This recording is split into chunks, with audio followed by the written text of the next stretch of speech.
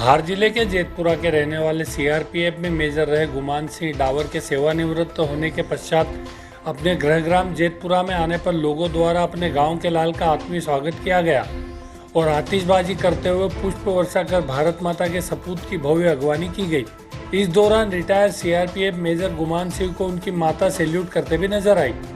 दरअसल 21 वर्षों तक भारतीय सेना के अंग सीआरपीएफ में विभिन्न पदों पर कई विपरीत परिस्थितियों के दौर के दौरान अपना दायित्व निभाते मेजर की पोस्ट तक का सफर करने वाले धार के नजदीक जेतपुरा के रहने वाले मेजर गुमान सिंह डावर के आज सीआरपीएफ से सेवानिवृत्त होकर अपने गृहग्राम जेतपुरा पहुंचने पर इंदौर से लेकर जेतपुरा तक रास्ते भर रिटायर मेजर का पुष्प वर्षा के साथ आत्मीय स्वागत किया गया। इसके बाद अपने गृहग्राम जेतपुरा पहुंचे तो पलक पावड़े बिछाए ग्रामीणों द्वारा अपने गांव के लाल मेजर गुमान सिंह की भव्य अगवानी की गई और जगह जगह भारी आतिशबाजी करते हुए पुष्प वर्षा कर उनका स्वागत किया गया। इसके बाद मेजर गुमान सिंह टंटिया मामा प्रतिमा पर पहुंचे, जहां प्रतिमा पर माल्यार्पण कर शहीद टंटिया मामा का आशीर्वाद लिया। इस दौरान ग्राम जेतपुरा के सरपंच प्रतिनिधि मेजर के बड़े भाई जगदीश डावर सहित समस्त ग्राम पंचायत प्रतिनिधियों कर्मचारियों सहित पूरा गांव मौजूद रहा और अपने लाल की भव्य अगवानी में जुटा रहा। इसके बाद मेजर गुमान सिंह डावर को उनकी माता द्वारा सैल्यूट दिया गया, जिस पर मेजर गुमान सिंह द्वारा माता के सिर पर अपनी सेना की कैप रखकर उनका सम्मान बढ़ाया। वहीं रिटायर मेजर गुमान सिंह डावर ने 21 साल की उनकी सीआरपीएफ की सर्विस सेवा को लेकर चर्चा में बताया कि वे भारत के विभिन्न राज्यों हिस्सों में कार्यरत रहे, साथ ही कई संवेदनशील हिस्सों में उनकी ड्यूटी रही, जो उन्होंने संघर्षों के साथ बखूबी निभाते हुए देश की सेवा की और उन्हें भारत माता की सेवा करते हुए बड़ा गर्व महसूस हुआ। वहीं उन्होंने क्षेत्र के युवाओं से देश की सेवा की अपील करते हुए हर संभव मदद का आश्वासन भी दिया है। इस दौरान उन्होंने बताया कि आज जब वे सेवानिवृत्त होकर यहां पहुंचे तो लोगों का आत्मीय प्रेम देखकर भाव विभोर हो गए हैं।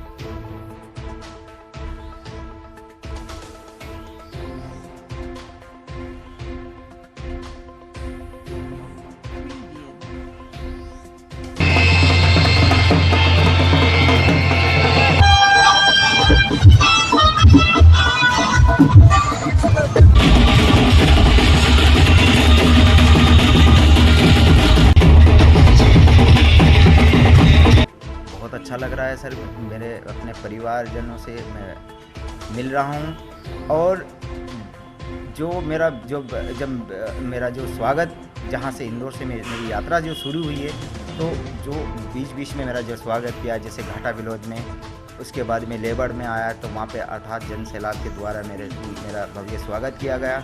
उसके बाद में मैं उटावद पहुँचा, वहाँ पे भी स्वागत किया, पीपल खेड़ा में स्वागत किया और जैसे ही मैं अपने ग्राम क्षेत्र में पहुंचा जेतपुरा के अंदर, तो 4 लाइन के अंदर मेरा इतना भव्य सम्मान किया गया कि ये पल मैं कभी भूल नहीं सकता हूँ। ये मेरे लिए गौरव का पल है और मुझे इतनी उम्मीद नहीं थी कि मैं ऐसा जन सैलाब कभी देखूँगा, मेरा वर्दी का इतना सम्मान होगा। ये मेरे लिए बहुत गौरव का पल है सर। बहुत अच्छा है सर, ऐसा पल मैं शायद भूल नहीं पाऊँगा, क्योंकि जो हमारी जो फौज होती है सर, मैं जब स्टार्टिंग में यहाँ से भर्ती के लिए ज्वाइन किया था सर, तो उस समय मेरे पैर में चप्पल भी नहीं थी। ऐसे दौर में मैं गया था, मैं उस पल को भूल नहीं पाऊँगा। उस समय मैं छावनी नीमच में फर्स्ट स्टार्टिंग गया, वहाँ से मैं बेंगलोर मैंने ट्रेनिंग करी। ट्रेनिंग के दौरान मैंने काफ़ी कुछ सीखा सर, जैसे गुरिल्ला युद्ध, आतंकवादियों से लड़ना, नक्सलवादियों से लड़ना, माओवादियों से मुठभेड़ जैसी अनेक प्रकार की जो ट्रेनिंग होती है, बहुत हार्ड ट्रेनिंग होती है सर। हमारी जो ट्रेनिंग होती है उसमें 44 वीक हम ट्रेनिंग करते हैं, काफ़ी ऑब्स्टिकल्स का सामना करते हैं हम। हमारे जो उस्ताद रहते हैं बहुत ही डेंजर तरीके से हमको ट्रेनिंग दिलाते हैं, इतना हमको परिपूर्ण कर देते हैं सर कि हम जो हमारे परिवार को हम भूल जाते हैं और फिर हमारे मन में एक देश सेवा का जुनून जागृत होता है। सर काफ़ी कठिनाई फौज है सर, फौज के अंदर तो काफ़ी कुछ कठिनाइयाँ वगैरह आती है सर, और इसी के लिए हम भर्ती होते हैं अपने देश की सेवा करने के लिए। तो जो सेवा जो हमने किया है सर, पहले मेरी स्टार्टिंग में फर्स्ट पोस्टिंग मेरी त्रिपुरा हुई। त्रिपुरा के बाद में मैं बारामूला गया, रजौरी गया, और रजौरी करने के बाद में मैं सर असम में आसाम गया, मणिपुर और शिलोंग वगैरह जैसे क्षेत्रों में मैंने ड्यूटी करी। जब मैं आसाम में था तो वहाँ पे भी कई घटनाओं मैंने देखी है। मेरे सामने सर हिंदू मुस्लिम का जो बोर्डों का स्ट्राइक हुआ वो बहुत ख़तरनाक तरीके से हुआ था। उनमें कम से कम 1.5 से 2 लाख घर से बेघर हो गए थे।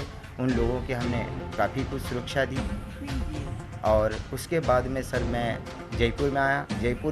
जयपुर में रह के जो हमारे जो 44 वीर जवान जो हमारे बांकुर जो देश के लिए शहीद हो गए हैं, उस जगह पे मैंने अनंतनाग में ड्यूटी दी।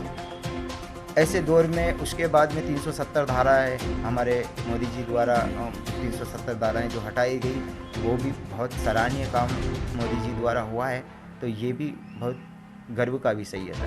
अच्छा, आप युवा पीढ़ी को क्या संदेश देना चाहेंगे देश सेवा के लिए? जी सर, मैं युवा पीढ़ी से यही चाहूँगा कि हमारी देश के लिए सेवा के लिए आगे आए और कड़ी मेहनत, ट्रेनिंग वगैरह, फिजिकल की तैयारी करें।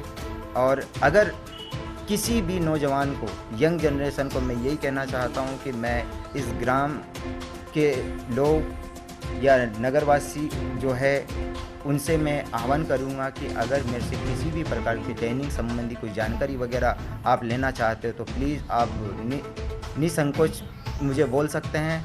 मैं उन्हें कोशिश कराऊंगा फ़ौज में जाने के लिए।